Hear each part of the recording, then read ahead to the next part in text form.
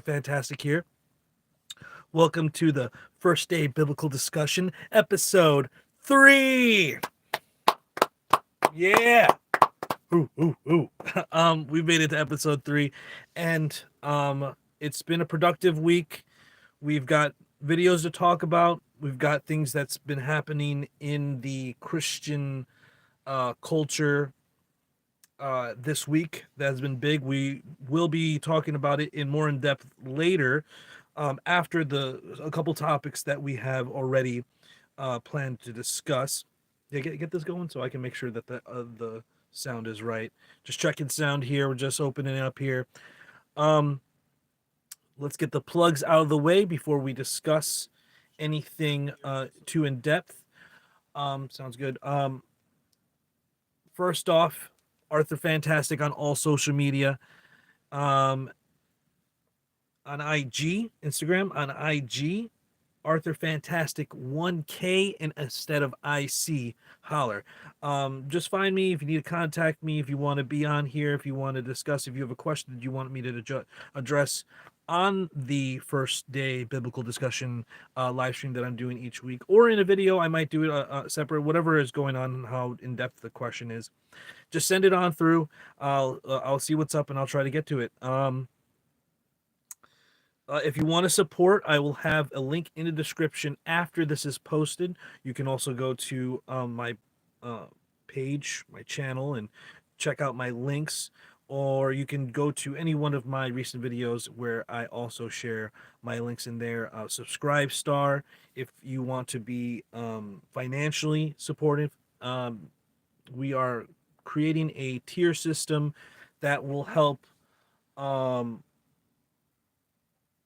more clearly specify the perks of what you will be getting. I'm not asking for much right now, maybe $5 just as a demonstration that you're taking this seriously. You're not a troll. There are a lot of trolls out there. So, that aside, we want to just do a little bit of filtering, a little bit of gatekeeping. Okay, that's a problem among Christianity today is there's no gatekeeping. And so we have a lot of people representing it wrong, and it even warns not to do that in places like Second Timothy, where you don't want to put in front of everybody a new believer. That will possibly puff up their heads and cause them to go astray. Is it? I'm pretty sure that's Second Timothy, First Timothy. Anyway, the lesson being, you need to be studied. You have to show yourself studied and approved. Hebrews, what was that? Oh man, I forget what that is. So show yourself studied and approved. I forget what. I'll have to look that up. But also, this discerning good from evil, having experience in that over time, as opposed to needing the milk of being told all the time. Hebrews 5:13-14. Just real quick, let me look that up. Show yourself studied. Show yourself, present yourself studied. Uh, Bible. Your connection just drives me nuts. So 2 Timothy 2:15. In fact, I'm pretty sure the prior verse that I just referenced in Timothy might be in this very chapter. Was I just reading Second Timothy? I might have been just reading Second Timothy. That might be it. I'm just all over the Second Timothy now. Second Timothy. Yeah, make every effort to show yourself approved to God. That's studied, to be an unashamed workman who accurately handles the word. That's the Berean. We'll go to the King James. Study to show thyself approved unto God, a workman that needeth not to be ashamed, rightly dividing the word of truth. Okay. Let me go back to the Berean. I like the Berean, how they word things. So you gotta like the KJV sometimes. You gotta like. I love all of them. I literally read all of them all the time. All right. Nevertheless, show firm foundation, bearing the seal. The Lord knows those who are his. Everyone who calls on his name, on the name of the Lord, must turn from iniquity, that's sin, free from youthful passions. Reject foolish and ignorant speculation, for you know that it breeds quarreling. And the servant of the Lord must not be quarrelsome, but must be kind to everyone, be able to teach and forbearing. He must gently reprove those who oppose him, in the hope that God may grant them repentance, leading to a knowledge of the truth. Then will come then they will come to their senses and escape the snare of the devil, who has taken them captive to his will. I'm trying my best, in my best manner, to tell people things such as this. I'm just trying to find that particular puffed up, proud. Mm-hmm.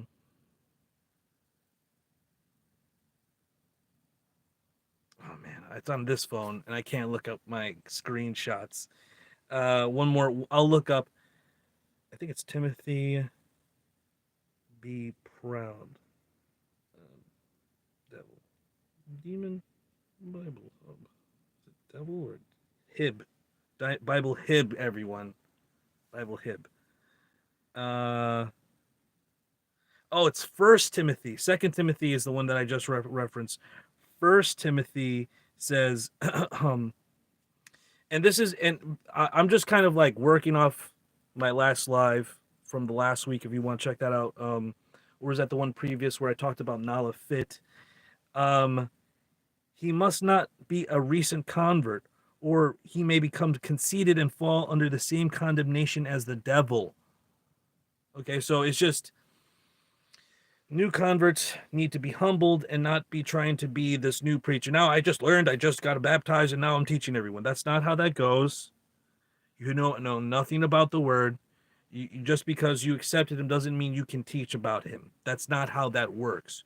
You can spread his message. You can say, this is what Jesus has done for me. But if once you start trying to teach people and people have questions and you can't answer them, that doesn't look good on anyone. Anyway, how the hell did I get on that? How the hell did I get on that? I was talking about gatekeeping and how Christianity doesn't gatekeep, and I was talking about the Subscribe Star, which you should check out, everyone. Trying to get that going so that I can make more constant content and build up a physical community where people can go learn, talk, exchange ideas, and stay for a time, if not permanently, if we can get that big piece of land. Now, going forward into the topics of this episode, the first one I want to talk about is biblical roles. I just recently put out a video, biblical roles, not really getting enough video views on that one. So I'm hoping people that see this live go there and check it out a little bit more. I discuss and what is needs to be discussed in general among modern Christianity is that we have totally let go the idea of the biblical role as prescribed in the Bible. And in many ways, we are progressives. That is society. They believe either that we've progressed to a new place past the culture of the Bible, where we now have a better concept of what's right and wrong. A part of this is different um, theological strains like dispensationalism, covenant theology, once saved, always saved, that kind of lead into a place where, oh, the either the commandments are done away with, the commandments are only for Israel, or it doesn't matter if I keep the commandments, I'm already saved. Whether it's one of those three, a lot of what becomes progressive is, well, if I don't have to follow this, then I have to come up with my own way. And coming up with my own way is literally the lie of the serpent in the garden, is where we can know good and evil as God does. It's like there was like one sin that you could do in the garden, though I'm sure murder would still be bad, but it doesn't seem like death was in the world at that time until sin entered the world. So yeah, you just not eat from that one tree. And Of course, someone eats from the tree. Of course, it's the woman, and the man eats from the tree despite knowing what it means because he loves the woman, and because he ate it, he now bears the guilt. He could have, um, uh, according to later structure in the law, have undone what a prior agreement that the wife has made, not in his presence. And so, but he chose to eat of the fruit too. So he kicked both them out. That's the first sacrifice of an animal to give them clothes, and they were now kicked out of Eden. Okay, so a lot of that's a very important through line in the entire Bible, but a lot of people don't get it. There's not a lot of talk of it because that's Old Testament. Even though we talk about Adam throughout the New Testament, the new Adam, and we talk about lineage from Adam, we don't understand how the fall of Eden from Eden plays throughout the entire Bible. We also and now I'm quoting just scholarship, and now more specifically, I'm going to quote Mike Heiser, Dr. Mike Heiser, rest in peace, who discussed the fall it at Mount Hermon. That is the Genesis 6 experiment, or also referred to as um, the Nephilim experiment. There's a lot of ways that Archon invasion. There's a lot of different terminology that's been used throughout the years, but those who read into Genesis 6 and then also take into account apocryphal text and deuteral canon text according to the Roman Catholics, as well as Second Temple, quote unquote, texts, which I don't even know if Enoch is a second era text, because there are older scripts than the Second Temple that are found among different libraries, but that's not here or there because we're not 100% sure. But I do know for a fact that it's quoted in the Bible. So, as well as Ecclesiasticus is quoted in the Bible. This is part of the Deuterocanon or apocryphal text. Um, Needless to say, books like Jubilees, Jasher, Enoch, uh, even Book of the Giants, which is in some cases found in the Dead Sea Scrolls. All these books are found in the Dead Sea Scrolls, but these particular ones are. How did Rob Skiba? I'm now going to refer to. He put it uh, chronologically, chronologically, syntactically. I don't even remember what it was called, but they're endorsed chronological uh, books of Jasher, Enoch, and Jubilees. And I'm going on a long tangent here, but this Genesis 6 experiment, as it's called sometimes, um, it's expanded in these books, and once again, there are some quotes from these books in the New Testament and Old Testament, so there does seem to be some kind of credence to it, but I don't know if I would say, oh, this is the canon scripture, but it is in some way divinely inspired if we're going to be quoting it in the New Testament and referring to it in the New Testament when Paul's talking about, women wear veils to cover their heads because of the angels or the transgression, given through mediators through angels, and we're talking about the angels chained up in Tartarus, and the various. I mean, we see various things like that. We see even it seems like Gilgamesh and the tales of that tale is in part, influencing the writing in the Bible. This is once again, I'm also referring to Mike Heiser now as well, who also acknowledges this. This is an accredited doctoral scholar who taught at university, worked with the Logo software, and recently passed away. And I always pray for his family. And that his work is seen. So I always want to also share it.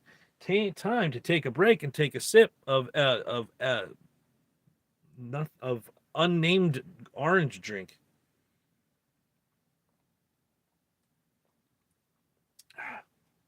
Could be your product here on first day biblical discussion. Um, so going further in this breakdown of falls that we don't see in the pattern of what's happening not only throughout the Bible but in Jesus Christ's ministry, Jesus Christ's ministry, or Yahushua HaMashiach's ministry.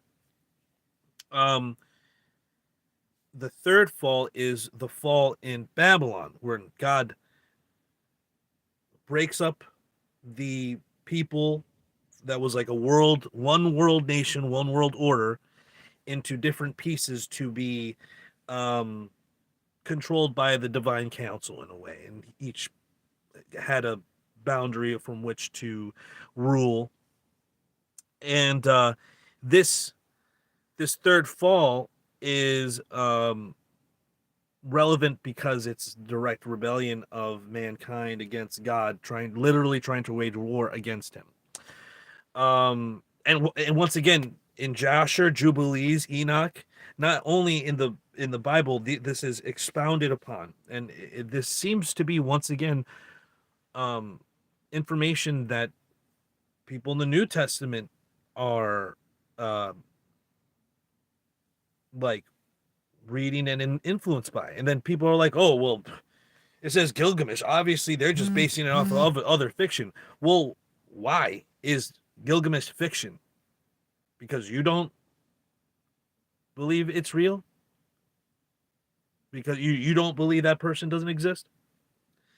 Okay, I'm sorry for you that's your presupposition that it can't exist.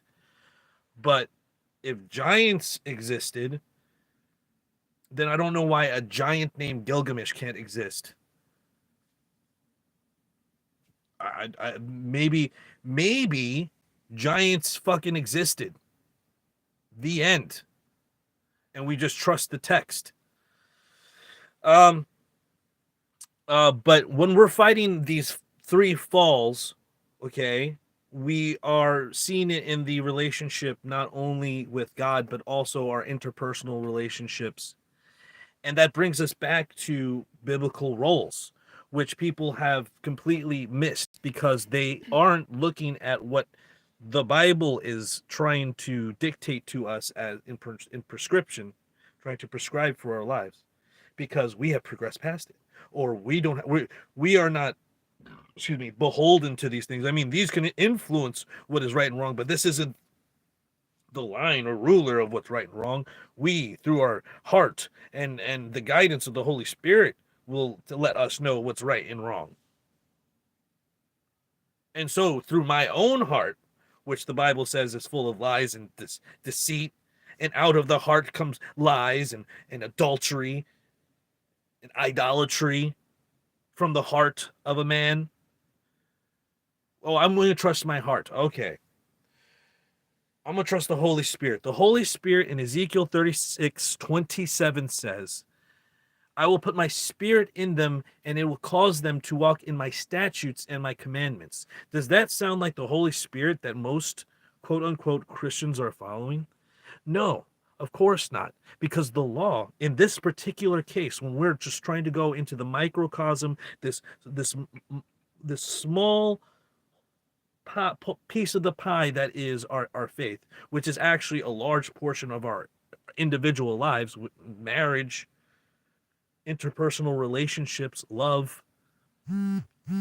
When we are looking at this one small thing, we see, oh, all right, this isn't, today what we have is nothing like what we had in a time previous, whether it be a couple of decades ago to literally all the way to the times of the Bible. It is all modernity that has been put upon us, upon the generation that we are and the generation that the women have, which might we want. I'm becoming too verbose and um what's this called, convoluted. The generation and the generation previous, going even to the boomer generation, and possibly even the generation before that, because what was happening at that time too was going pretty crazy for things to happen then as well. It's just the people will validate their sin. The world will validate its own fucking beliefs. We see it today, and it's not going to stop for anytime soon. And despite that, it's still our job as believers in the ecclesia, the church, the kahal, the community that is the body of Christ that makes up the church. We're supposed to do our best to keep his commandments and uphold his righteous standard, and we don't.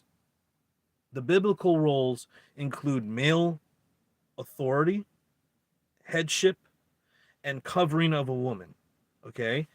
The biblical role of a woman included obedience, submissiveness, and respect of the husband. And the child is to honor the parents, the mother and father.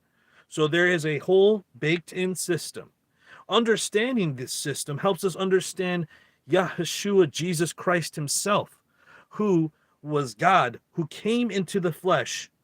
God came into the flesh. Jesus, Yahushua, is God, came into the flesh. We understand why when he says, I don't speak my words, I speak the Father. And we understand why Jesus prays to God, because humans need God. He understands his role. He plays it perfectly. All right? He prays, please take this cup away from me if it can be taken away. Because isn't it normal for anybody to ask for mercy, especially for something they didn't do wrong? I didn't do anything wrong. Mercy, please.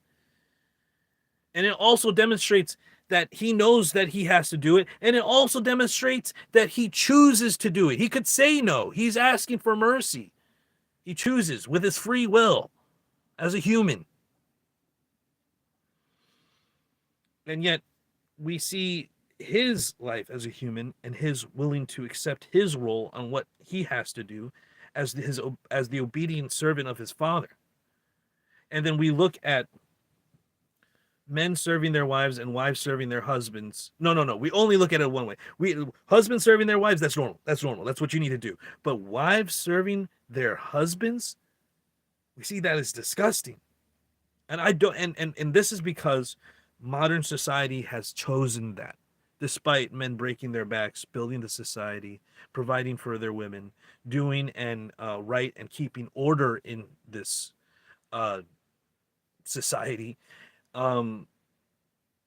it has become so soft that and so baked in that they're entitled to how easy it is that they can't even logicize or reason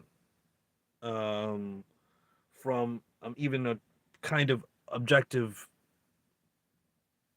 perspective why we need what we have and why what was in place was in place. Instead, we are literally, here are the words, deconstructing everything. Is it okay to deconstruct something to understand it? Yes. Is it okay to deconstruct something so that we can take it apart and never put it back together? Maybe maybe should we deconstruct literally fucking everything? No. Should we literally deconstruct everything and never put it together? Everything? No, but that is what modern Marxism will be doing. I know the timer went on. It's okay if you gotta go. You can come back, baby. I appreciate you waiting. You don't need to do that. My wife, everyone. She's like a cat coming out of the room. I love you. Um, uh, in terms of serving one another, it seems more acceptable to say that. But once you say, well, a woman has to figure out how to serve a man, it becomes immediately a fight. Immediately a fight. And it doesn't stop at just um secular arguments, secular talking points. It doesn't stop at like secular society. It literally is inside the church. Because once again, and I will keep saying it, feminism is most alive in the church. The church, here are air quotes so we see that I'm putting, is where feminism is the most alive. Okay? We don't see these talking points in a lot of just like um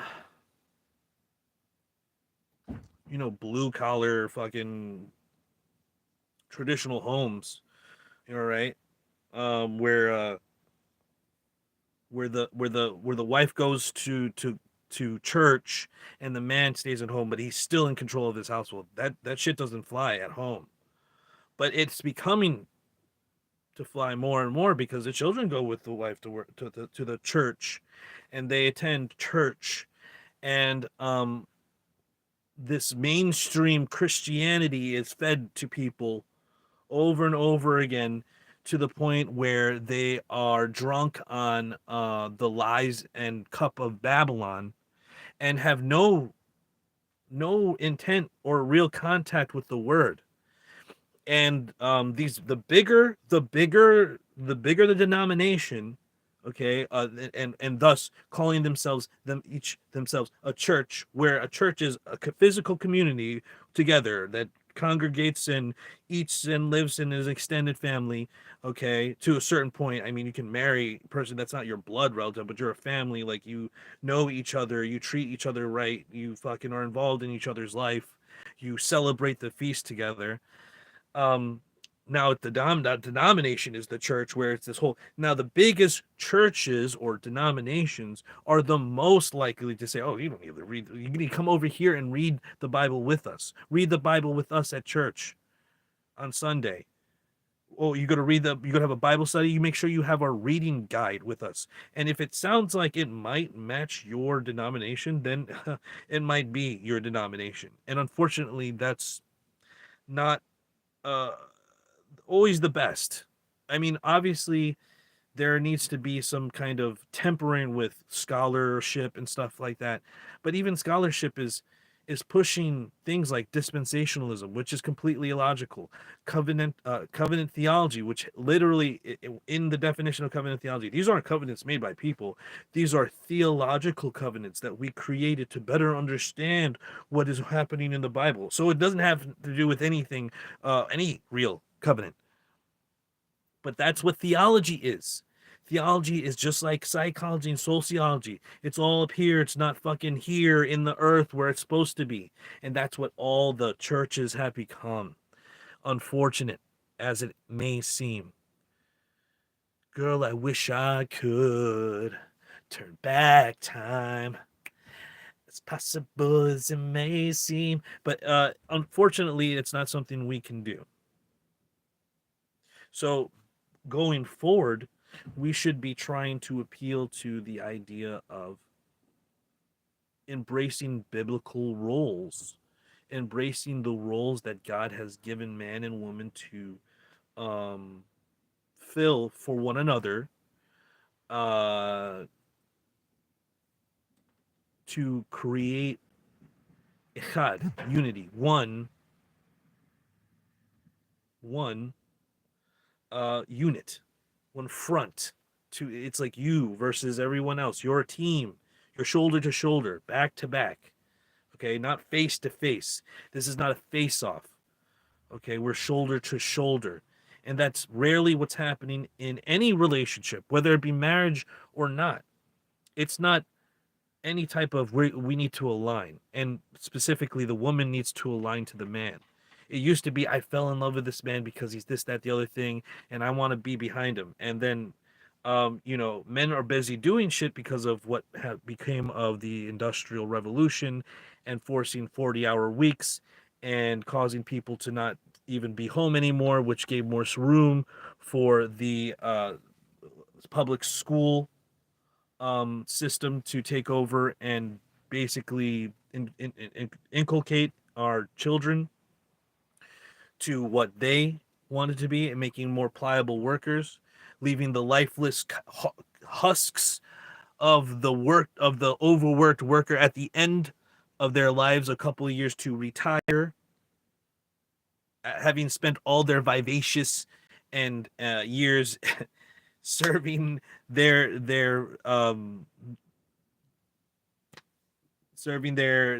cause, but not getting anything from it other than the weekly paid. And that's fine.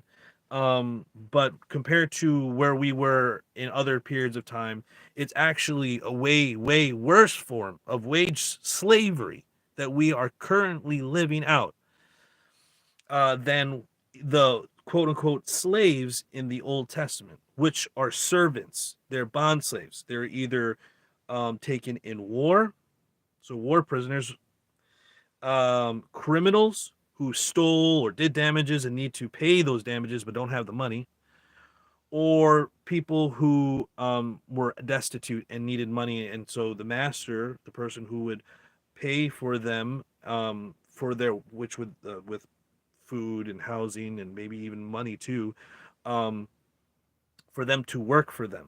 Okay, the all were to be released in 7 years. Voluntarily, you could be a servant for life. Voluntarily, you could be a servant for life. And there are no laws for returning a runaway servant or slave, if you want to use that terminology. So, and there's no punishment for a runaway slave. You know what I'm saying? And in fact, they just say, let them go in the Bible. You don't have to return them. Like, if they don't want to go, they don't want to serve, then you don't need them. That's on them. This is purely honor and duty. If you don't want to, if you fucking do damages and you don't want to go, but if okay, the master of that servant, like a criminal or a prisoner of war or person who's been destitute, like starts getting lippy, it's like your father. Your father's allowed to beat the shit out of you. Okay, he's your daddy now. And I don't mean that in some kind of sexual connotation. Okay, that's the very opposite. If a man had sex with his servant, she is now his wife, and he has to treat her like a wife. It literally says that as well. If he gives that servant to his son and his son takes her as a wife, he has to treat her like a daughter now, not a servant. So there are all these rules. If we just looked at the law, we'd know how to treat each other, because and know that the bullshit that people are like, oh, there's slavery in the Bible. Well, no, it's not chattel slavery like we had in colonial America.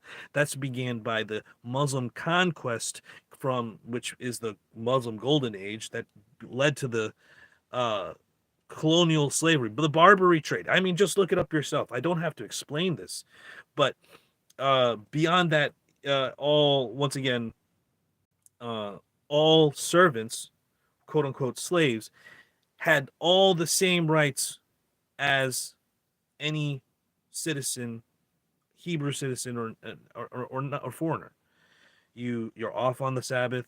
You can't get, if someone murders you, somebody, even if it's your master, you have been murdered. That person is put to death, and so on and so forth. You still have your rights, but no one knows these things because no one reads the Bible. And when someone attacks them, okay, they don't know anything, and they're like, oh, and this is the same thing that's happening. I'm trying to tie this back to when a woman who used to fall in love, and then I love him for this, and I love him for that, and then when her friends, okay, because this happens with every woman who has single friends, or even just friends in general, women are just like this, who get in their head, and they make them question, like their friends make them question the relationship with their man.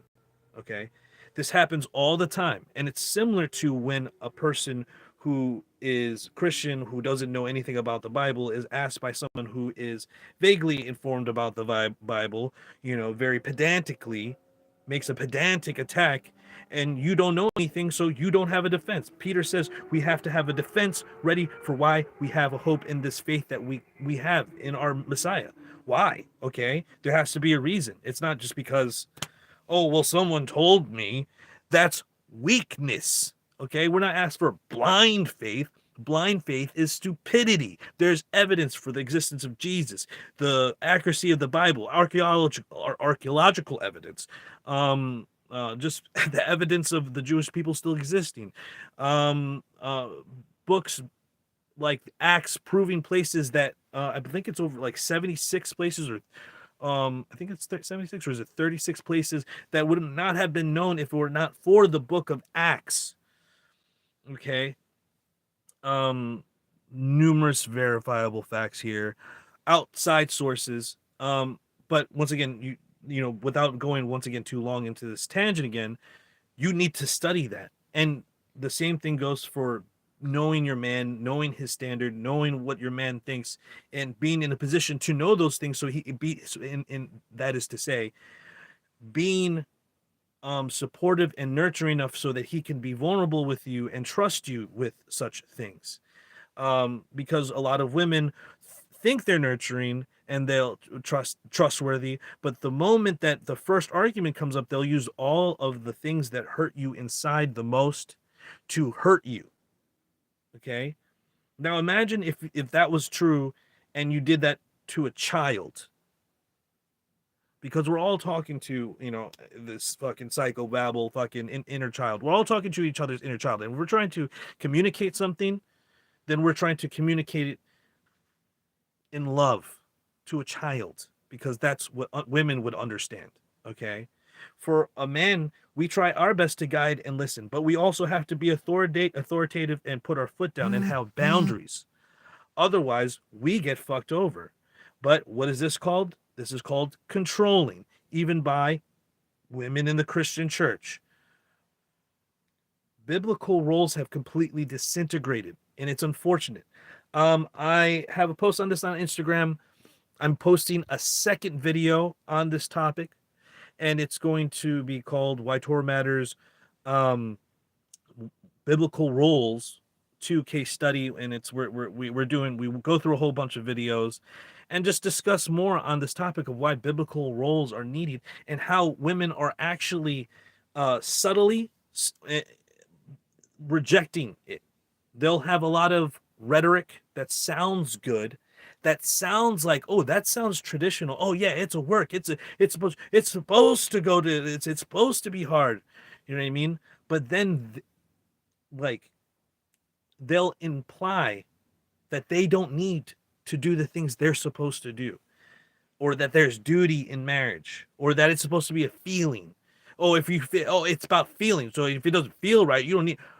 But it's supposed to be hard, because logic is difficult for women. It's not their specialty. They can be logical. There are logical women. There are women who are great debaters. There are even a few good female chess players, probably beat me.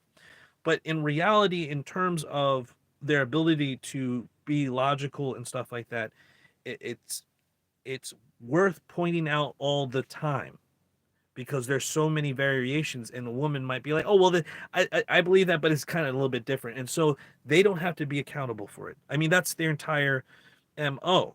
For many women, okay, and it's not just women, it's for men, but men do it a different way, where it's avoiding accountability and putting on other people. It's not always both, but they're not mutual. They're not exclusive from one another. It can definitely be together, and many times it is. If it's, well, I don't have to deal with it, and it's probably this person's fault anyway. That is the common response or retort. Um, in all, on this subject of biblical roles, I think that we've really forgotten just what matters in life. People that I'm going to be posting, and I have posted before, but I'm posting it together in one chunk. This discussion: young Christian women aren't marrying. In fact, that's the name of the entire series. It's a 10-part series on IG. I'm going to put it in one block. It'll be here on YouTube sometime within this week or next week, depending on my release schedule. There's some other videos I want to put together, and it might move some videos around. Um, uh, it They're not marrying. It's not. No one cares. It's a career is more important. Well, I'm young. I'm 21. Like I'm still young. I need to do what's good for the greater good and gain knowledge and wisdom and get a career. Then I can get married. First off, no one fucking cares about your degree. No one cares about your career. No one cares about the wisdom or knowledge that you accrue. What I care about is, are you going to be obedient to me and submit? And women who do that don't. They've created their own routine. I'm my own boss. Oh, I know this, I know that. They've already done the traveling. They already done their whatever the crazy things that they should have saved for their husband and experienced for them husband and always go back in their head. And now every time, because we always go back to our first. It was the first time we rode a roller coaster, or the earliest, or the most exciting time. We go back to that. You can't erase that. And so when you kiss or you hold hands, there's an inevitable thought where that brings you back to another place. Unless you are 100% willing to submit, love this man for who he is, trying to learn his way, uh, um, uh, accept an objective standard that is God's law, and both hold each other to it. Okay, and that standard never allows a woman not to submit to a man unless it's to break God's law or something.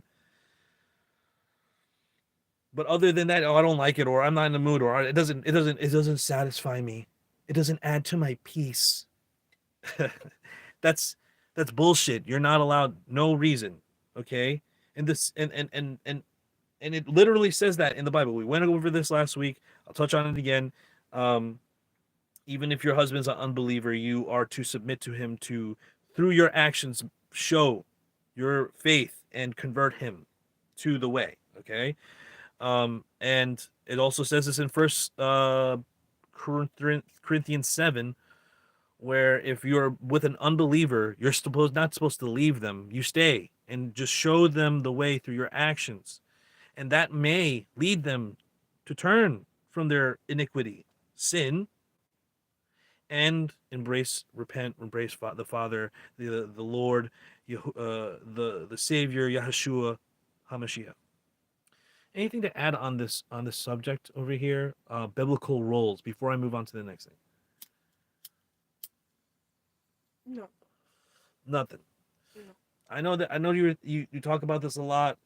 You have a lot on your mind. Nothing that you felt like I really hit that subject good. Yeah. All right. Um,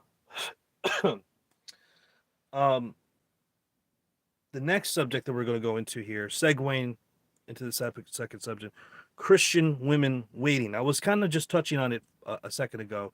Do you have any thoughts on that before I continue on that? Christian women waiting. Um, it's very prevalent within the Christian community with amongst women, and it's very much encouraged. Especially older like older women are supposed to teach younger women the right way to conduct themselves as women and wives, and it seems like a lot of older women are telling younger women, oh, it's okay to wait. You can just do your career and everything like that, and God will provide you and pop you and manifest your husband for you. Mm, You don't have to do any work. You can just pray and that be it. Um, and it's like it's kind of as if like they're the evil witch giving Snow White the poison apple. the poison apple. Okay, okay. I'll work off of that. I like how first off that you're trying to hold the women, the older women in the Christian community accountable, because there's none of that. The older women are supposed to teach the younger women 100% and how to be modest, how to be a wife, and they're not fucking doing it. Biggest problem is because a lot of them aren't wives. Okay? Even the ones that are married, they may have the title of wife by contract, but they in no way act like a wife in terms of the definition of what a wife is in the Bible. There's a wife that that this is your crown jewel, this is your strength, this is your shield. Okay, Proverbs 31 woman. Then there's a Proverbs, is it 9 or I think so. 7, Yeah, around there. where it's like a woman that it'd be better to live on the corner of a roof than to live under a roof with her. Okay, and it's like, wow. So there's different kinds of wives. Okay, a wife and a wife. Okay, and one is a fucking problem to be with, and the other another one is a joy to your life. Okay, that adds and multiplies what you give her. Not all women are automatically, and this is what women think, I'm automatically a woman that's going to multiply whatever my husband, that my theoretical husband, is going to give me. I will just be able to do that. That's something that I can do. In no way has anything or any resume to show that, no relationship to show that, no long term, no ring. Okay, they just believe because I'm a woman, I'll be able to do it. Well, because I'm a man, I should be able to be dunk because some men dunk, right? I should be able to do 3 backflips, a tuck, and a fucking McTwist because some men are capable of doing that. No, not all men are capable of doing that. Just not like all women aren't capable of being a wife just because they're a woman. These are things that come from studious and earnest effort at trying to be something and applying what you learn along the way to be that. It's just like any career or profession. It's just like anything that you. I want to be a martial artist. I want to be a hockey player. You may not be the best hockey player right now, but every day you're trying to be a better hockey player. And as you go on, as you get better, you apply those things that you learned along the way. And everybody knows that they could take something more serious in their life that they're not taking serious. I put it to you that it's probably your fucking faith. And then your faith involves a lot more than just reading some books, but actually living a certain way and being up and ready for a certain thing, and presenting a certain way, and holding other people to accountable to that standard. But for a lot of people, it's just this Greek philosophical, I just need to believe in my mind that this person is real. Yo, some people believe fucking Santa Claus is real. Does that make it right? No. Just because you believe, you like even the demons shudder. Okay, that Jesus is the Son of God. Okay, what the fuck does that mean to you and what you're doing with your life? Kevin Samuel said it the best. Some people are so heavenly minded that they're useless on earth. They've forgotten that this is where all those love one another and love your neighbor as yourself and love God takes place. It takes place right here. Are you doing it? If you love me, keep my commandments. Are you doing that?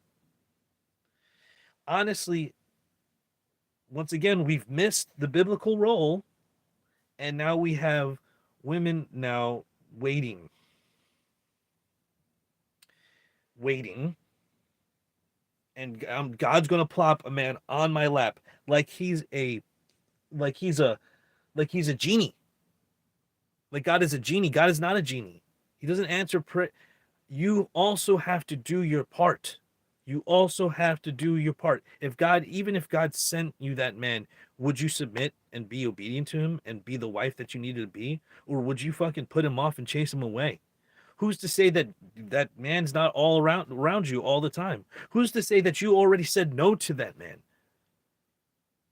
Have you even paid attention, or did you have an idea of what that man was supposed to be?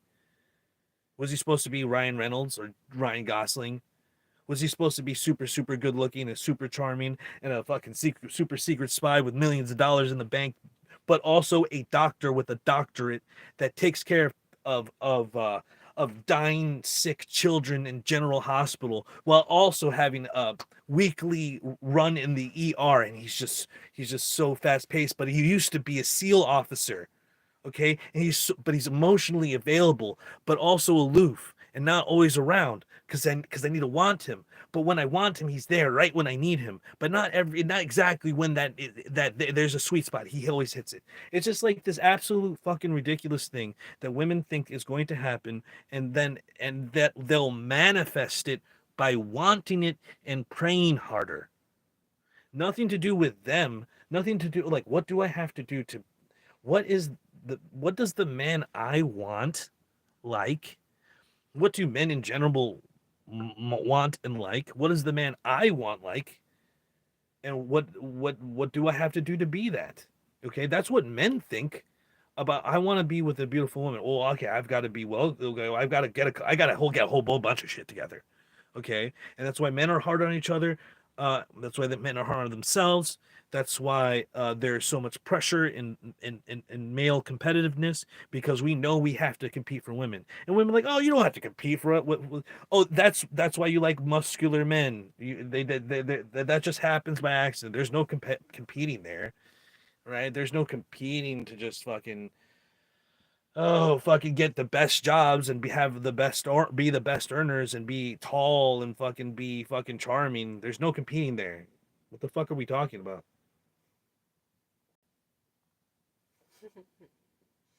I agree. There's always some type of competition.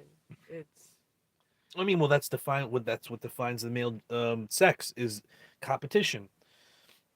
But even That's what amongst create women, there's competition. They and just but they oh, we don't compete. Girlhood, yes, you fucking do. You know what I'm saying? No, go into that thought. Well, how do they compete? How do women compete? usually, well, it depends on the woman, and it depends on her type of behavior of like wanting to compete or wanting the attention from you know um, a male suitor or someone she's interested in. Some women will, uh, you know, try to dress better than the other girls. Will try to be like, try to I like, want to be the best Christian girl. mm-hmm, I'm gonna stay the latest after mass mm-hmm, or church service. I'm going to be, um, um, I'm gonna be at all the volunteer things. You know what I mean? mm-hmm. You know, and they think I'm a wife, but they're also competing with one another. Oh, I'm gonna be at this bake sale. You know what I mean? And even women who are like married. Oh, I'm the best. I'm the best Christian mom here. I'm gonna volunteer the most, and they compete in all different ways. Like you were saying, looks and makeup, and but I wear makeup for myself. Mm-hmm. Uh, Yeah, you, it's just all the different spectrums of women and how they compete. But I mean, we compete, whether it be for a husband, for the best looks, for the best cooking, the best for kitchen, the the jobs, best jobs, the best hair, the best eyelashes, the best makeup. There's always some type of competition within the right? male spectrum. I don't know, and I like um I watch a lot of those America's Top Model shows, right? Mhm. They fucking know that they're competing, right? Yeah.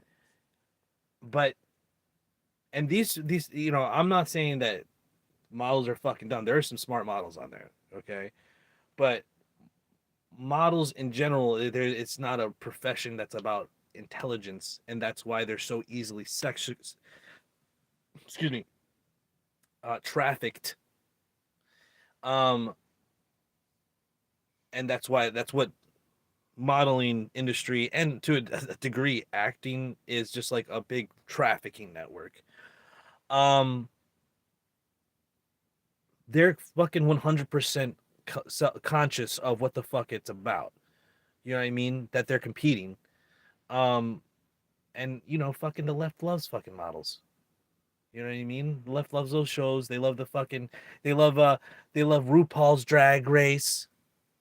These are fucking competitions. You know what I mean? And they're competing who looks most like a woman who's competing to look the most womanly. You know what I mean? It's a competition on a fuck. It's a meta competition. There's so many competitions going on. I'm competing to do to. It's ridiculous. But if you ask a woman, are they competing against men with the way that they look on the average now? Not like a couple years ago. Average now, no. I myself, like fucking lies, fucking lies, and um that goes back to single Christian women. You know what I mean? They know what's up internally with when trying to look pretty and all these other things. Why are you just waiting? And when men approach you, which we know they do, men approach these women. Why is it always no? And say that they're never approached by it. Say they're never approached by a man because maybe they're not up to standard in looks. I think that everyone has been that I've talked about on the channel. You know what I mean? Mm-hmm. Every single one has been up to at least a 6, 7, 8. You know what I'm saying? And they're they're acting like they're going to be single forever, and it's because it's the decisions that they're making. It's the men that they're saying no to. Not every woman is going to get the fucking quarterback. Not everyone's going to get the and I'll argue that most women do not want to be with an NFL or NBA quarterback or NBA basketball player because there's a lot of Babylon involved. You're going from city to city. Women are trying to fuck, and what do you think it's going to happen? I just don't. And you think, and then when it happens, people are like, "Oh, I can't believe this is happening." These women know what's happening. They could go on the road. They can be with their husband. They want to stay home and have that lifestyle. Then it becomes public. Then they can like, oh, that means I can divorce him. And that's why 80% of divorces are from women. Okay. Oh, but half of them are it's because of cheating. Oh, and does that cheating have to be proven? Or does it just look good on the paper? Oh, it doesn't have to be proven? And you could just say and make any allegation? Oh, so like it's like a what is that, like an honor system? Just like on honor, Scouts honor. He fucking definitely cheated. This fucking 5'4" Napoleon Dynamite. No, he hasn't. Okay, but it doesn't matter. Fathers got to fight for their children. Why do they have to fight? Why do they have to fight over anything? Why do they have to fight? They're also parent. What kind of system is that? But those things are supported by the modern church because they push feminism. If that was dealt in the church, I don't think things would be that way. But we know that the people who may even identify as Christian want the litigation and the systems of the government to deal with it, not their church. No way. They do not want to deal with it. And if they did deal with it, because of so much effeminate mainstream Christianity would tell them, oh, you go, girl. Oh, it's all your fault, man. You know what I mean? And not say, oh, he's your head. Why aren't you fucking listening to him? Which is way more prevalent than the cheating and the beating. You know what I mean? And and when beatings. Oh, I was brutalized. I was brutalized. Yeah, for no reason. Oh, and men are just going around and just beating women for no fucking reason. They're just going around just beating women. I mean, it's not this huge stigma and this terrible fucking thing that is looked upon in society. No, men aren't pushed to their absolute limit and then be from narcissistic reactive abuse and then that's what's caught on camera. No, men are just going in there because they are fucking 1950s drunks that and they come home and they're taking it out on their wife. Why is the roast burnt? Why is it burnt? And that's what we see. Oh, it's fucking color purple every fucking where. And I used to believe this idea of grape and how prevalent it was. I fucking love Law and Order SVU. I'm still a fan of the older episodes. I'll still catch a new episode, but they've completely changed from their being a gray. Oh, welcome to the gray. To you already know who is and who did it from the very beginning of every fucking episode, and it's always the man, even when it seems like it isn't the man. It's somehow ridiculously the man's, even to the point where recently there was an episode where a grape victim was graped in a fitting room brutally, and then um, would not testify against them because he was of a certain race and he was ethnicity, and that it's wrong for him to get punished despite him actively being identified by her as a violent, brutal SAer.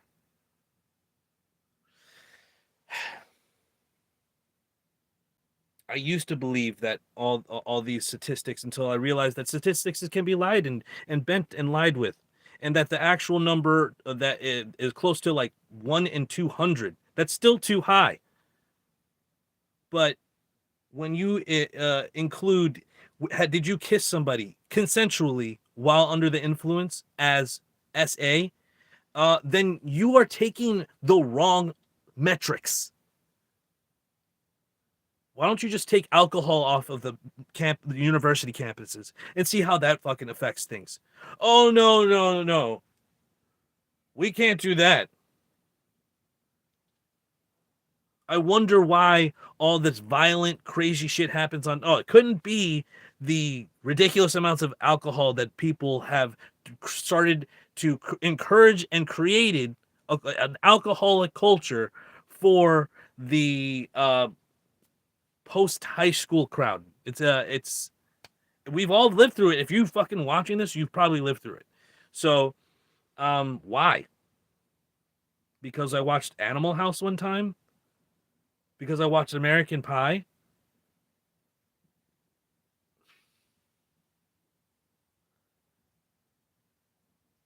Because I watched that movie Old School.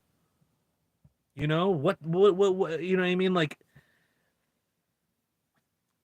gosh, it just seems so ridiculous. Now looking back at it, you know what I mean? And even anyway, before I go off too far off topic, I used to believe, like many people, how prevalent SA was, and how any domestic abuse is always the man, which is the Duluth model. But in reality, domestic violence, 50% is mutually combative. Okay? And of the one way, which is the rest is one way abuse, 90% of it is woman against man. Let me once again, 90% of the remaining half of the domestic abuse, 90% of it is women one way abusing men, because that is what the culture has decided to allow, and in fact enforces and literally encourages. Okay? So if that's the society that we live in, and the women presuppose this society, and that's what they're waiting for a man to um be their abuse doll, if not mutually combative with them. Like over 90% of that is going to be put on um women, right? 90% of that can be put on women because half, right, is mutually combative. So that's also involving women. Only 50% of the overall could be associated with men. But an overall 90% can be associated with women. So that's how we can look at that. Oh, look how I could talk about with statistics and make it seem really fucking sided one way. Um, but I used to look at oh, men are abusing women all the time. Now I see women abusing men all the time, and it's on video. And just because they don't put their hands on them, it doesn't mean it's not abuse. They're abusing them in so many ways. And now it's becoming more and more like I just shared it on my Instagram, a man being beaten by a woman, and just no one says anything. Oh, man, I can't remember if I saved that video. Do you remember that guy being beaten by a woman? So he jumps out of the car. She tries to run him over 3 times. She comes out of the car. No one's done anything. No one's done anything. This is in the middle of the day. The woman has tried to run over this guy 3 times. He's laughing at her because he misses and she crashes her car. The third time she gets out of the car, starts attacking him, he hits her back 1 time. And all of a sudden you hear another guy, hey, what are you doing over there? That's the culture we live in. The grape culture we live in. It's absolutely fucking ridiculous. And if people stop drinking so fucking much and hanging out with people they don't fucking know and associate with them under the influence, most grape would be gone. Oh, but we can't look at people's uh how their behaviors and somehow determine that they may be endangering themselves to these things because that'd be victim blaming. The same goes for these women who are waiting. Oh, they're single. We can't go and discuss why these women are single. It's just because God hasn't sent them a man yet. There's so no accountability. So they can just wait forever and forever, and no one will tell them, well, maybe you should be doing something else. Maybe some of the things you are doing is literally endangering your possibilities of being a wife one day. Ever. And women don't want to hear that. That's controlling. You have to accept my past. You just have to trust me implicitly for no reason. Despite that's blind faith. Once again, we're going back to blind faith. Okay, God doesn't want blind faith. He wants us to believe for a reason and have a defense for it. But now women, they don't need to defend a reason for us to trust them. We should just implicitly trust them for no fucking reason, even if we just met. Oh, you don't trust me? And it seems like I'm going off in tangents, but this is what even Christian women in the church believe, because in the church, quote unquote, is where feminism is most alive. And this is why women are waiting. Okay, because there's no accountability for women. There's no saying, oh, maybe it's this because XYZ. And even if we did, those people would be canceled. Okay, we're not allowed to discuss these things. All right. There are certain denominations, Roman Catholics and Orthodox, that um, encourage marriage, but there's not this degree of what I'm discussing. It's it's depending on what church you're going to. Um, and in many ways, there is a lot of progressive ideas in the Catholic ideal, not so much in the Orthodox ideal, but once again, there's a lot of effeminizing of the belief in Orthodox. We've ritualized that we have to be like this. We have to be. It's about only sacrifice and martyrdom, and death, and thinking. And I appreciate all the different what each denomination has to add, but when we have the majority of women in, for instance, the UK are 30 single and childless, and 38 to 30 to 40% of women in America are 30 single and childless, and that number is going up. Okay, uh, that's a fucking problem. That's a problem. Okay, okay. Why are so many women getting so old and never marrying, not having children? And of the women, okay, of the women that are having children, 70 to 80% of them are okay. Well, 80% in the black community are single mothers, 60 to 40 are in the white, Hispanic, and Asian communities. So overall, let's just say, if you want to even all that out, 65% is single mothers. What are the demographics on the Christians? It's not looking good. It's not looking good. There's no telling women, well, you have to be on a covering. Okay? You just get assistance from the church, you get assistance from the government. You know what Paul says? Don't put a woman on the assistance widows list until they're 60. And it's for widows, not divorcees. But do we discuss these type of things? No, we just, well, the government says the child support, this, that thing, and women are waiting. Women are going to wait.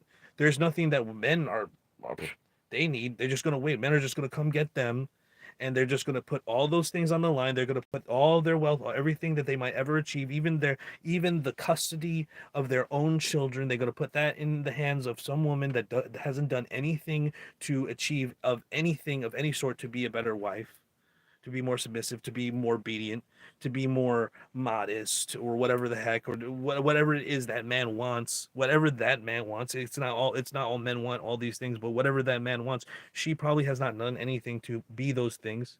And in general, most people will not do anything to take interest in those things when they're married. So what we end up having is just a whole bunch of bullshit. Okay? And that's what women are waiting to give men. Nothing. And that's what men are not taking anymore. Marriage. And it's completely sad. And the marriage rate is going down. It's like, oh, the divorce rate is going down. Yeah, because the marriage rate has gone down. It has gone down con- uh, um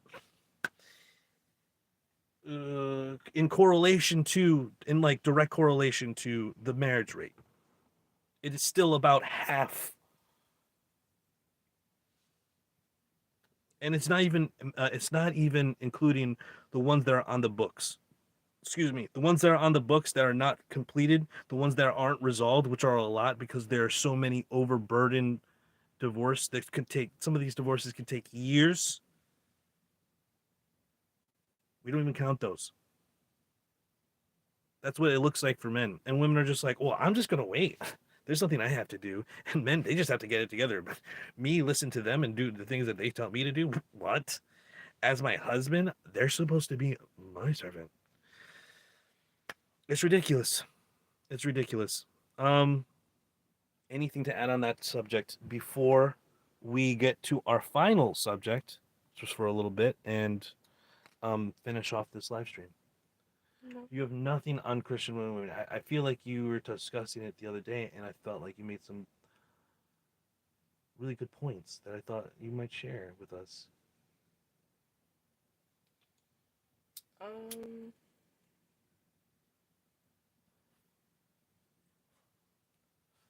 One of them was you made a realization in terms of like what we tell people love, or what people think love is today, which is like me, give me, this is what I get out of it, this is what I get. And it's never about what am I doing to this person, you know what I mean, what are the burdens I give this person, what can I do for this person to relieve their burdens, not only the ones I'm giving them, but the ones in their life. How can I help them, how can I be of service, right? And that's way more loving than it being, oh, it's about this feeling that I have. And I think that, again, that feeling, right, is what these Christian women are waiting for, as opposed to, this is a duty that you undertake. This is a solemn vow that you are undertaking, as a child of God, to be fruitful and multiply, and to respect and honor your husband, right? mm-hmm. They see it as, well, I'm going to have this feeling. I'm going to feel it. And then I'll know. And I think that's really witchy. It's not about feelings. You know what I mean? Yeah. Marriage is not even about, you could even say marriage is not even about love.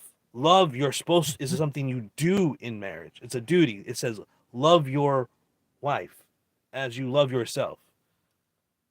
Marriage is not about love, it's about duty, it's about family, it's about honor, it's about God, right? And women don't see it that way. They think it's about them. It's about me. I'm waiting for the spotlight to hit me to feel that special tingle, which is never a good not that's I mean, your boy Arthur Fantastic makes the ladies tingle, but it's not about not tingling's not a bad thing. But when they just chase that tingle, when they chase that feeling of that tingle, oh, he makes me tingle. He makes me feel this way. He makes me ooh, and now I know this is the man I'm supposed to marry. That's not really a good indicator of what a person you should marry. It should be the values and how they honor God and, uh, a number of things. You know what I mean? Can he teach you? Can he mentor you? Um, um, can he provide for you? And are you willing to trust him and trust your decision in him in your trust and to honor that duty? Like women aren't looking to do that. They're like, it's gonna come to me and it's gonna be like a new toy that I play with and it's gonna be about me and I'm gonna be all dressed up and I'm gonna have kids. And it's never about I'm gonna do this for my husband. I'm gonna do this for my husband. And even when they say that it's I'm gonna do this about for their husband in the future, it's like this like gross overstatement of what they'll do. They'll never do anything close like that. It's really just to make themselves feel better about themselves. You know what I mean? And in a way, that's what a lot of things are if you're a psychopath. Um, but in a way, you know what I mean? You want to do good by a person and that satisfies you. Oh, I did a good job. You know what I mean? So I guess in a way, it's for yourself. But it's like when people say that, they don't actually mean it. You know what I mean? And they have no way to show it because they're fucking probably single and fucking waiting for no fucking reason with no even hints at a connection with a man. No, I just need to wait. I'm just gonna sit in a room. I'm gonna filter feed like SpongeBob in my house, and I'm never gonna go outside my pineapple again. You know, that's what women are saying in this little in this community of Christian waiting. I've got another video coming up on that. I have a video up on my channel right now already called Single Christian Women Stop Waiting, and it discusses this topic. I've discussed it before. Once again, I'm having another one come up in the next week or two, and I think that that's enough for that section of this video. We're already made it at 117. I usually end it at around 130. But I'll probably go maybe 25 minutes on this last subject, which is the current escalating crisis in the believing community. There's believers everywhere across the earth. That's a plane uh, that is being oppressed by various arms of the adversary. Um, and because of the effeminate teachings of the mainstream so-called churches, instead of there being one church, despite all of them coming from masculine roots, they have become effeminate, and now it's not, oh, you're not supposed to resist somebody that's oppressing you. You're just supposed to die as a martyr. What happened in Afghanistan in the pullout? Christians murdered, crucified. In Nigeria, Christians murdered, burned alive, then fed to the other ones, raped. Oh God, I can't even say that word on YouTube. Raped. I and that's an ongoing thing that's happening on the edges of Ethiopia with the Etrians, a godless, communistic, hell, a post-apocalyptic country on the earth that no one even knows about because no one actually cares about anything. They're just like, oh, I'm informed in the world affairs. You don't know what's happening to the Ethiopians, the oldest country in Africa, being consistently harassed by their um godless demons on the northern border and the various jihadist uh groups along these other borders, and it may even go through the Etrian border as well. Like no one cares, dude. Like and here in America, it's going to be worse. But let's talk about what happened to Mari Mari in Australia. He got stabbed in public. I think the knife may not have been pulled out of his sheath. He was just like, maybe he was like too excited or whatever. You know, not a lot of people practice to do such things. After it happened, there's talk that he like got up and prayed over the guy. I don't know if that's true. I'm waiting to hear that from his mouth. Um and the whole body of believers is going to go uh through more oppression and attacks in the future, because that's what the word says. And so if that's true, then and I believe the word to be true, then it will happen. And it just shows us every day more and more. Couldn't open a church during the lockdown. People getting arrested for doing so in like places like Canada, um, in America. Um, Talk of Christian nationalism within itself, I think, is an oxymoron, because I think we should go not into it's some type of monarchical tribalism where the monarch is God and we are in tribes following the law, and that those tribes are physical local communities where people know and live in each other and are more invested in giving mercy to people that are needing mercy and giving justice to people that are deserving of justice, as opposed to people who are completely uninvolved and supposedly impartial, which really means to me indifferent. But that that aside, um, there is a lot of problems going on within the Christian um, world. Uh, Constantly, every day, I see Protestants and Catholics arguing, Arminians and Calvinists, um, pre-tribbers, post-tribbers, Trinitarians, oneness.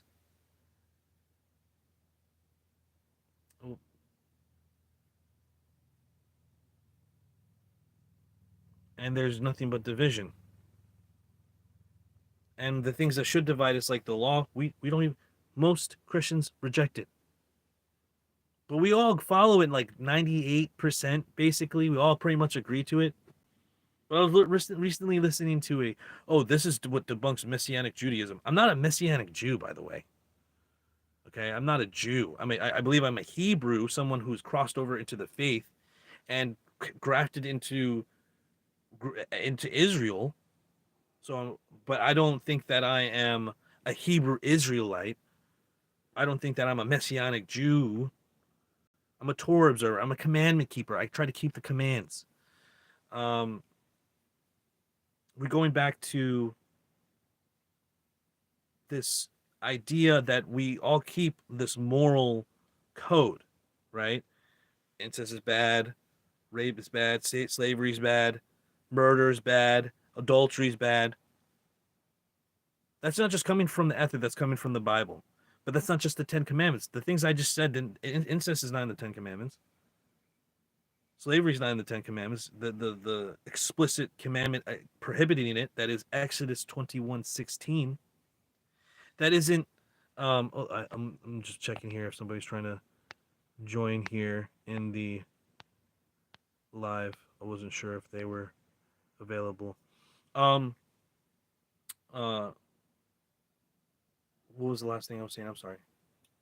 Slavery's not in the Ten Commandments. Exactly. Exodus 21:16, which prohibits the kidnapping, and whether they're in your possession or you've sold them, chattel slavery, you are put to death. You're not allowed to take somebody and sell them. That is slave mongering, and that is a stat that is breaking that is worthy of execution according to the biblical code. We agree with this. We agree with this. But now we electrocute him and we do all these things because we need to be less connected to it and it has to be more impersonal. Why? Why? I don't know why. Oh, because we've progressed past that. Because we've progressed past it. Because we progressed past that culture. So we electrocute them. Whatever. That's not what the Bible calls for. Oh, but we don't have to. We don't have to. That's Jesus preached against stoning. No, he didn't. No, he didn't. I've talked about this before on the channel. I'll talk about it really quickly. In the story of the woman called for adultery, in that passage, first off, it is prefaced by they did this in order to accuse him. So first off, you have to look at everything that they're doing. In some way, they're trying to present this to him to accuse him. Who do you present the case of an adulterous woman to? Jesus of Nazareth or the elders at the gate? If you said elders at the gate, you're right.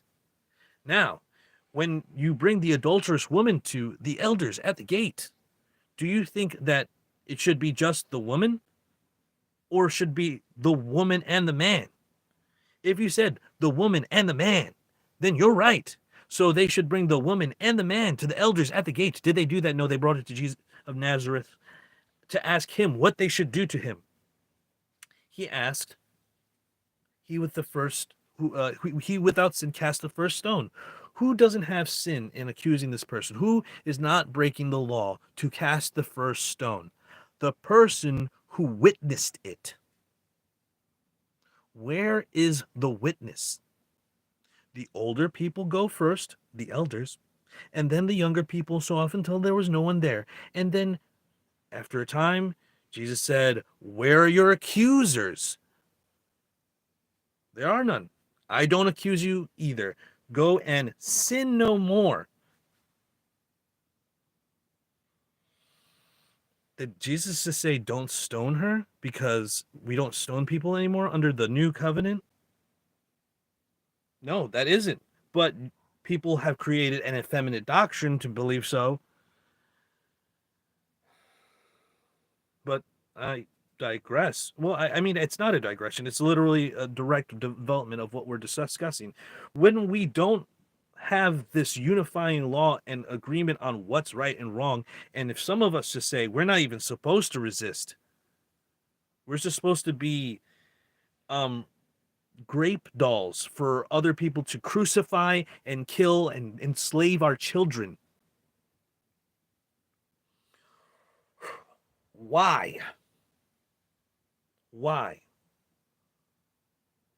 Okay? They had underground, unprosecuted trafficking rings in the UK that went unprosecuted for years, known about for a long time, wouldn't prosecute because of gracism, because the modern secular, even the modern Christian has been, oh, I got to be nice. Nice, not kind as in, okay, you might be have had too many drinks. Is it kind to allow that person to a person who's had too many drinks to drive? No, it'd be nice. Oh, I just, you know what I mean? You know, you do you, man. Or you could be like, no, kindness is involves boundary, and Jesus was kind. He whipped people out of the temple. He challenged people on their wrong, erroneous doctrine. Okay, and every time he was in public, he was correcting their erroneous doctrine of the law. Do you see a pattern here? Okay.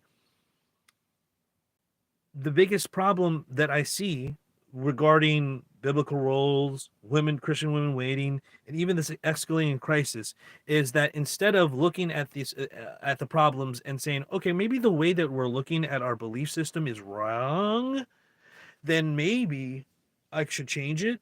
Instead, we say, no, I'm gonna double down and get stabbed in the fucking face. We're just gonna we're gonna forget Nashville.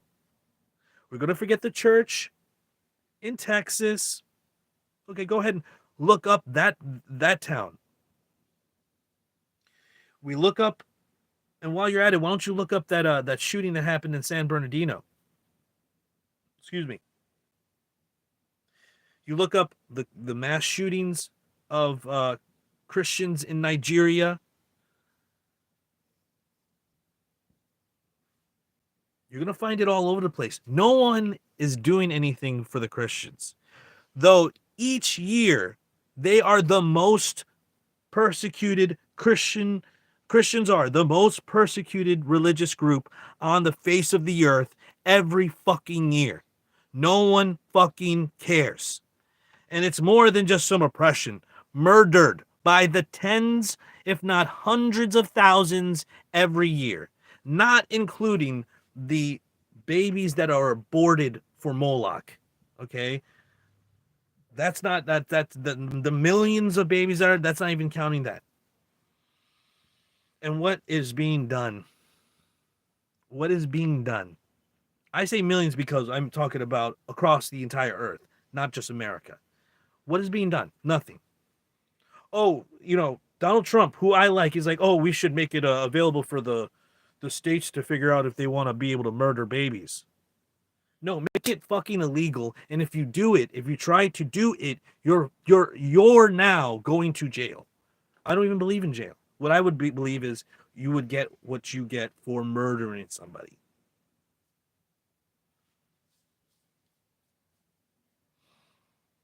I don't see anything wrong with that.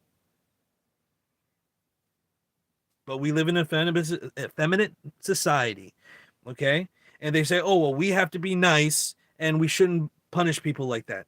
When you believe in impunity, you will act with impunity. It's the same thing with once saved, always saved. If you believe in impunity, you will act with impunity. Oh, that's not what once saved, always saved believes. If you believe in impunity, you will act with impunity.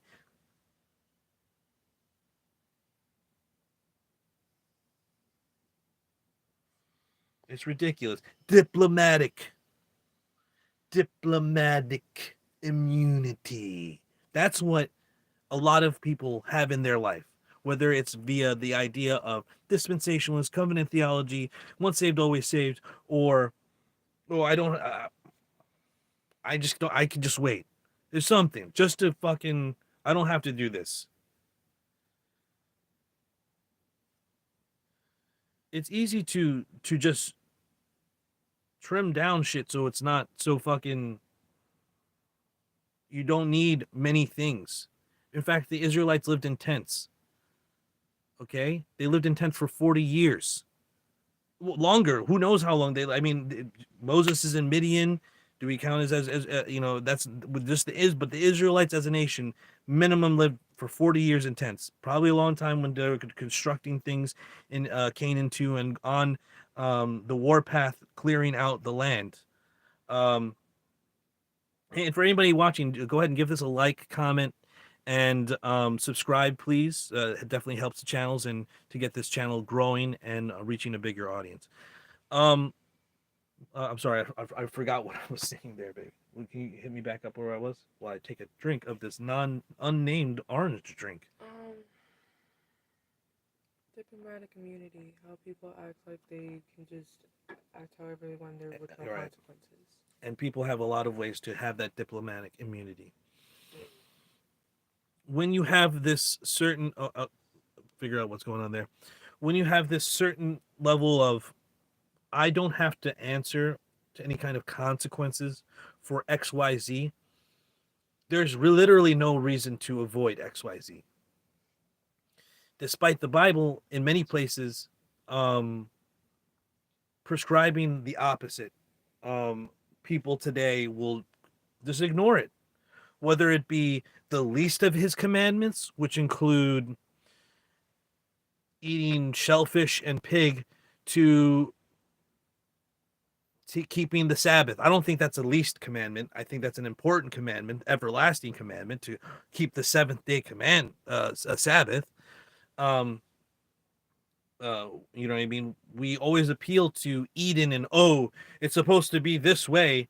And in Eden on the seventh day, and every seventh day after that, it was the Sabbath. And now we have moved the Sabbath. This is true for the majority of Christianity. Why? Because there's no need to follow his commandments anymore. I can make my own thing. Isn't that what the Pharisees were doing? Isn't that why God himself came down to fight, at least intellectually in some cases, the Pharisaical doctrines of the time?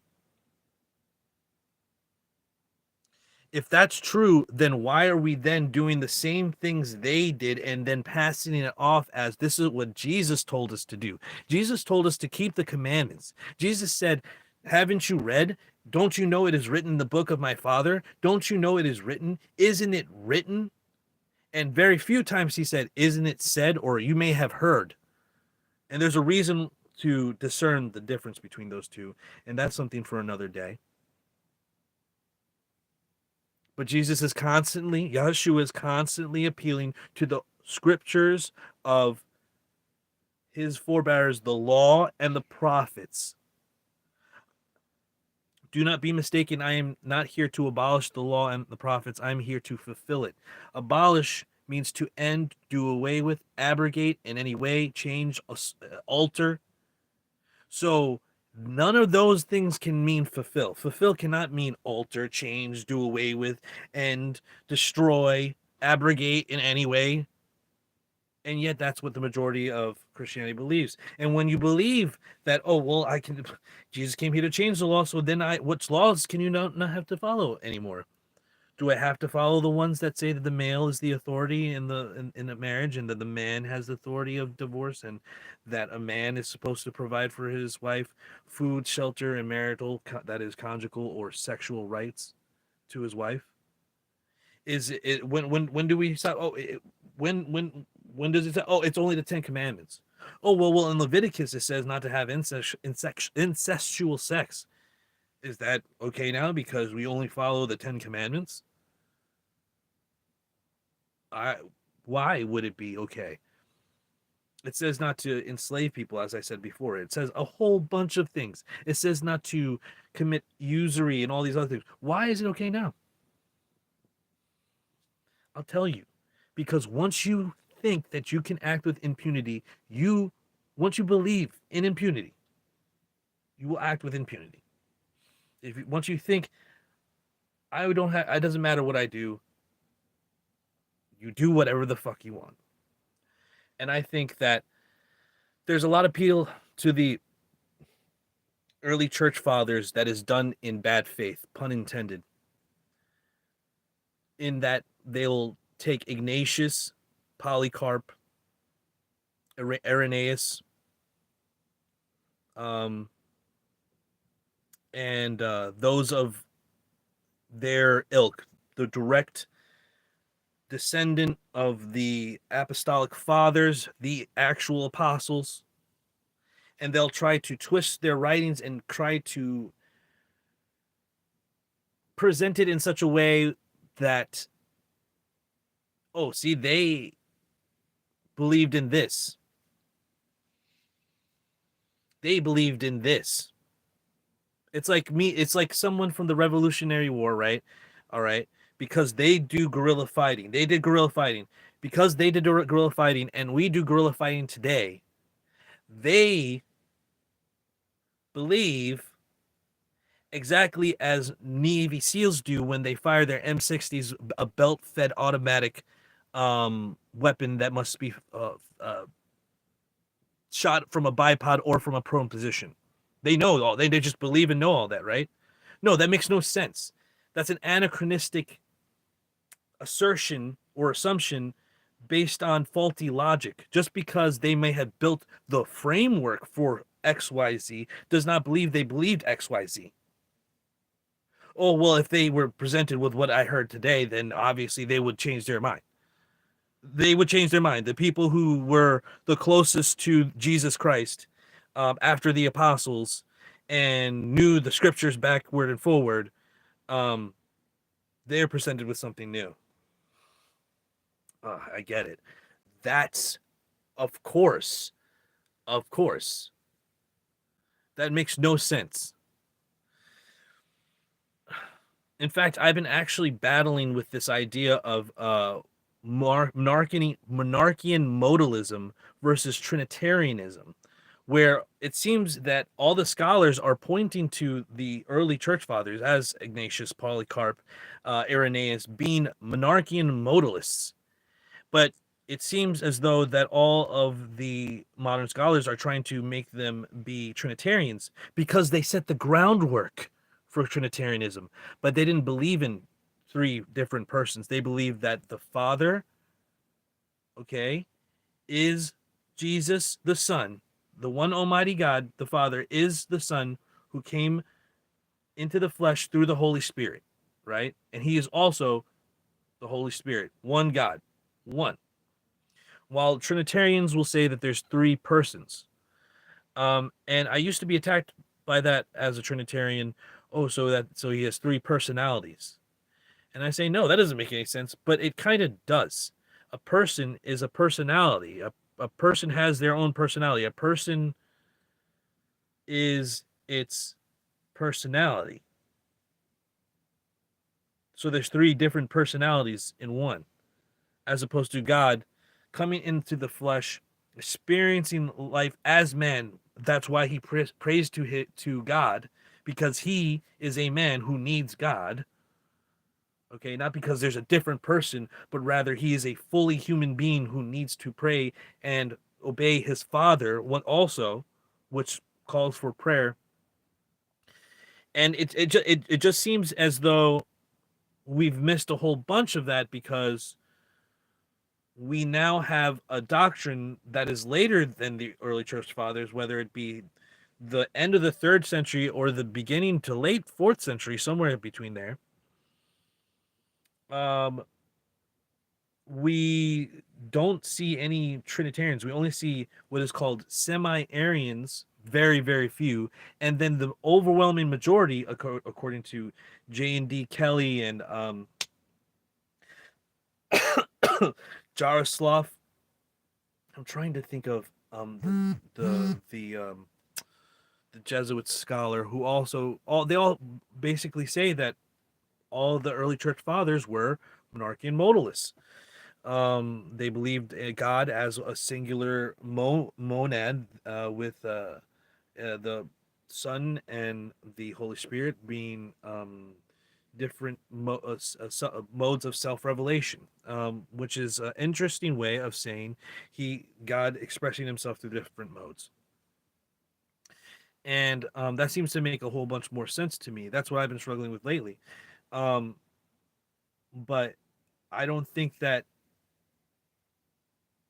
uh, the early Christians came out of quote unquote communion because one was semi-Arian and one was modalist. Very quite the opposite. They were still in communion. It was one church. We might have different ideas, but we all follow the commandments, right? He who does not keep the commandments is a liar. In fact, Irenaeus, Polycarp, Ignatius kept the feasts, kept the Sabbath, kept the commandments. And I was alluding to someone debunking Messianic Judaism earlier, right? They were saying, "Oh, well, we're in the new covenant. We don't keep the commandments. We don't keep the feasts. We keep Easter and Christmas." Why? When does it say that? When was that happening? Not among the early church, not among the church fathers, not until later Roman church, paganized church. Yes, but that's a discussion that people can't have because they've been having it for millions of years. Not millions, thousands. No, not thousands. Hundreds, maybe over 1,000 years. Right? They've been discussing this type of thing, and that discussion's not going to go anywhere. And there's not going to be more unity among these divided Christian denominations like a bank putting out money out there, because they're all bad fucking fruit. And they need to come back to God's word, which is his which is Jesus, which is the law made manifest. It's like we can't even keep that law because most Christianity does not want to follow the law, and that's exactly what entails being a believer. I'm going to talk more about this later on this week. Also in the upcoming weeks, rather, about once saved, always saved. That doctrine. I'm going to be pointing to a new documentary here on YouTube that needs some action, and so I'm going to point people that direction. It's called Once Saved, Always Saved? Question mark. And involved with them is Doc Brown, but I'll do a bigger video more in depth on that later on. Um, but the last words before I go have the last words. Do you have anything to say about this escalating crisis? No, I think you hit all the points that you needed to hit. No, but any thoughts that you want to add? No. All right. With that being said, my last thoughts on this is this escalating crisis has happened because people are trusting other people to lead them, and those other people are actually being led by another group, and it's not being led by the truth. It's actually being led by others. Like Dr. Taylor Marshall has spoken before in his book Infiltration. There's been a lot of infiltration, and that's regarding the Roman Catholic Church, but that is also true among all churches. There's been infiltrations on so many levels, not just by government actors, but by also the occult, and that includes scholars and even the what has inspired different writings in the modern era, which have led us away from just keeping the commandments and um keeping his Sabbath, and therefore loving one another. If you love someone, you don't murder them, you don't rape them, you don't enslave them, you don't you practice usury and charge them exorbitant rates on loans. You don't steal from them. You don't you don't if you love your family, you don't commit incest with them. If you love your animals, you don't have sex with them. If you um love your neighbors, you don't let your violent ox get out of its pen and let them kill them. It's your fault then, and so on and so forth. This is just, you would know these things if you followed the law and read it, but people don't even read it to know these things, and so then there's going to be argument from there on. Well, this is right and that's right, and we'll still have another argument based on social norms that we still will appeal to based on what we think is right and wrong, as opposed to appealing to what the Bible says is right and wrong. Oh, well, we follow the law except this piece or that piece, or there's always going to be some type of um selective reasoning why you can't, well, we don't need to follow it. There's a difference between can't follow something, like there are laws for women, men can't follow them. There are laws for the Levitical priesthood and the temple. If you don't have a Levitical priesthood or the temple, or you're not a Levitical priest, then you don't need to do that, and you can't. So there's a difference between can't and I don't want to. And there's a lot of I don't want to because, or I don't think I have to, okay, because whatever reasoning it is erroneous, to say the least. Anyway, the long live stream for this episode 3, first day biblical discussion. We discuss biblical roles. We discuss Christian women winning. We discuss the escalating crisis, and this escalating crisis is only going to get worse. You know, the men that may have the harder um, belief systems are going to not be found by the women who are just waiting and staying in an effeminate church, while the men are in mass leaving the church once again. And it's not going to fix that women are not embracing their biblical role in any way. In fact, most um, Christian women are divorcing their husband. And then when in the Bible does it say that a man or woman can divorce a man? It never does. It says that a man can divorce a woman, but that's because each sex has a different role and authority. But I guess we've progressed past that. Okay, we've progressed past biblical roles. We progressed past um, um, having to be a wife. We've progressed back past having to fucking acknowledge that there's killing all around us, and that Jesus said to sell your cloak and buy a sword. all right, and not to die martyrs. It's not your job to die, it's your job to live. God of the living, not the God of the dead. But these are all things that are fundamentally lost by the death obsessed, or gothic death obsessed branches of Christianity, and the living part is forgotten by some of the more airy, maybe evangelical parts, and then some of it's lost. Some of the more like grounded parts are lost to the Pentecostals, and some of the more um um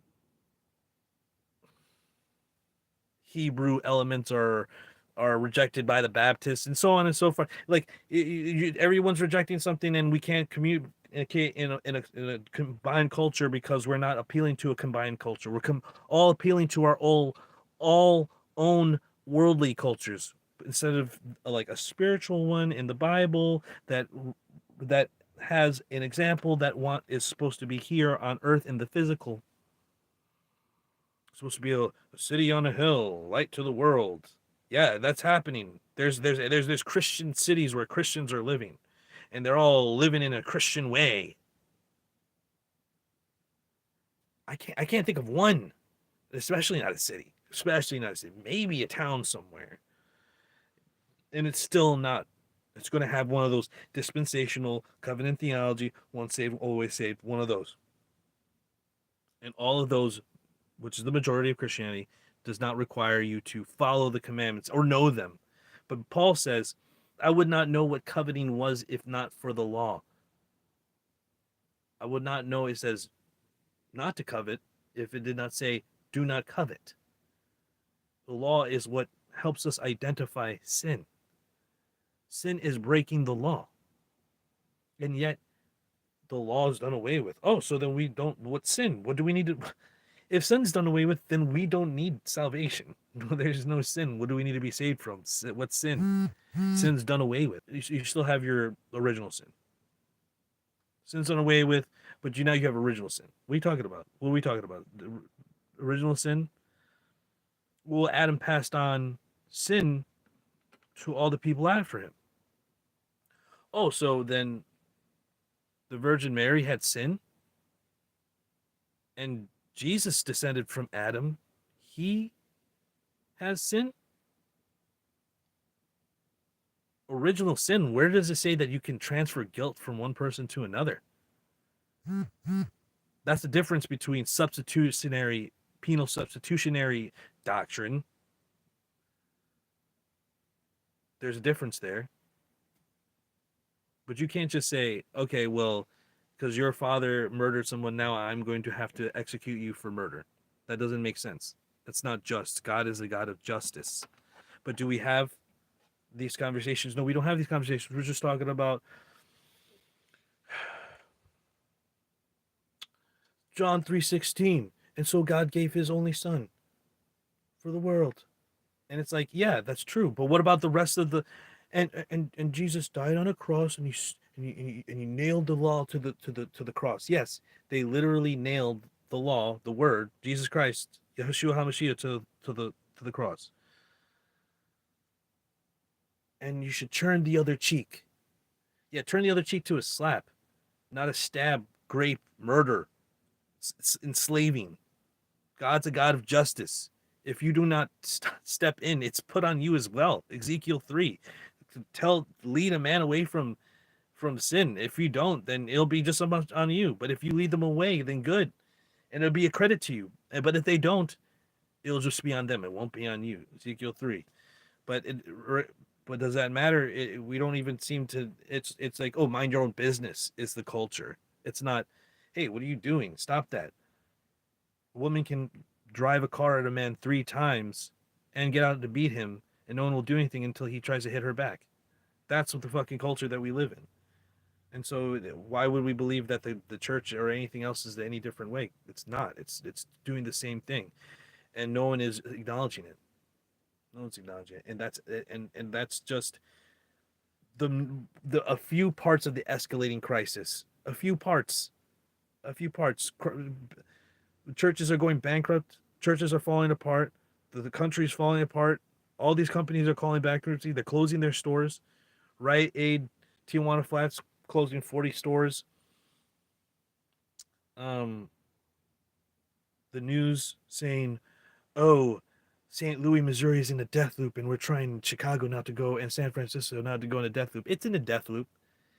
Their entire fucking cities are in death loops, fucking with camp cities and people on drugs and people not even able to get into their buildings where they're selling buildings worth for like in the tallest building in St. Louis, Missouri, um, 40 stories high, sold for like $206 million in 2007. They just resold it like 1 or 2 years ago for $3 million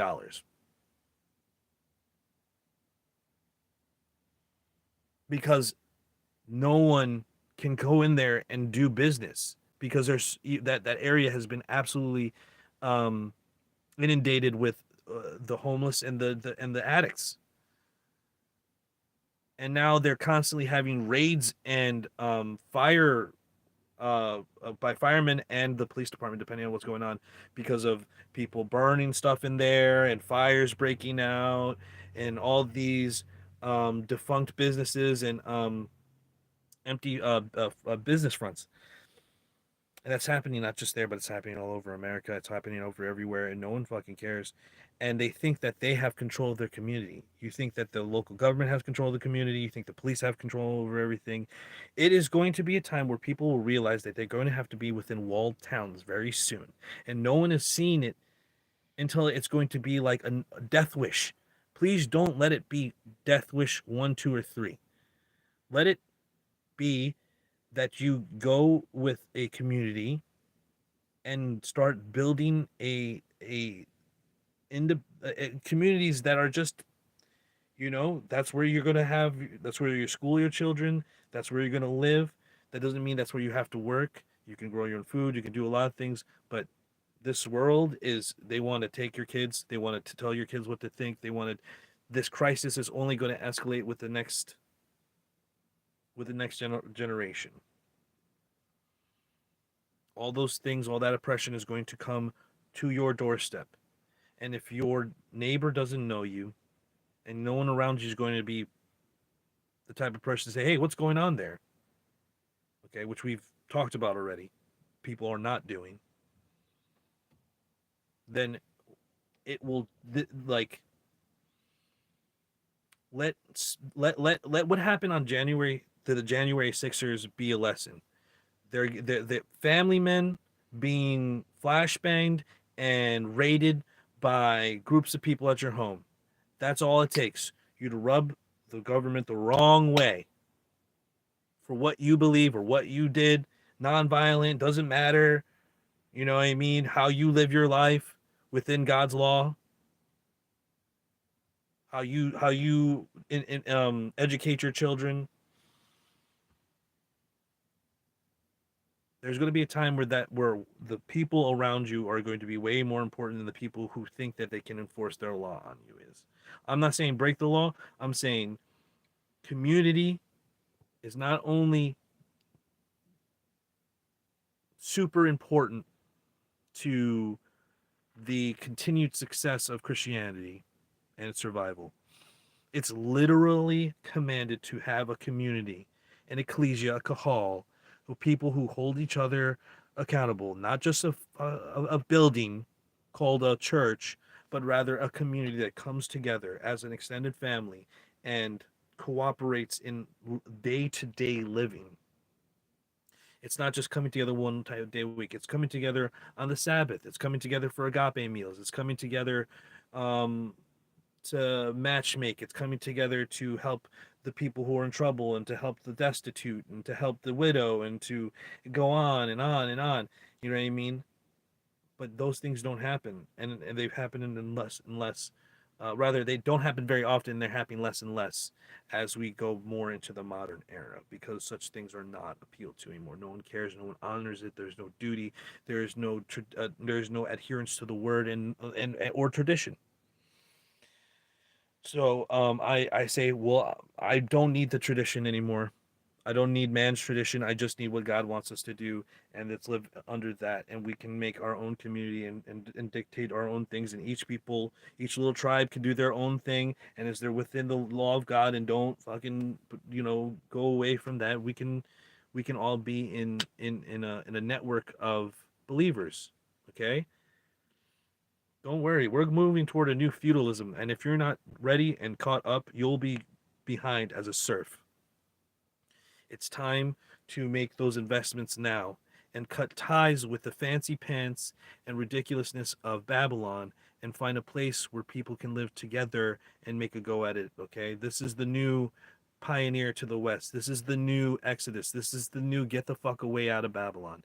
And if you're not fucking there, you're going to be drinking of the cup that is going to be given to the harlot of Babylon. Okay. Anyway, so that's my live stream this time. I think I went a little bit longer than I usually do. I went 2 hours. I wanted to end at the 2 hour mark.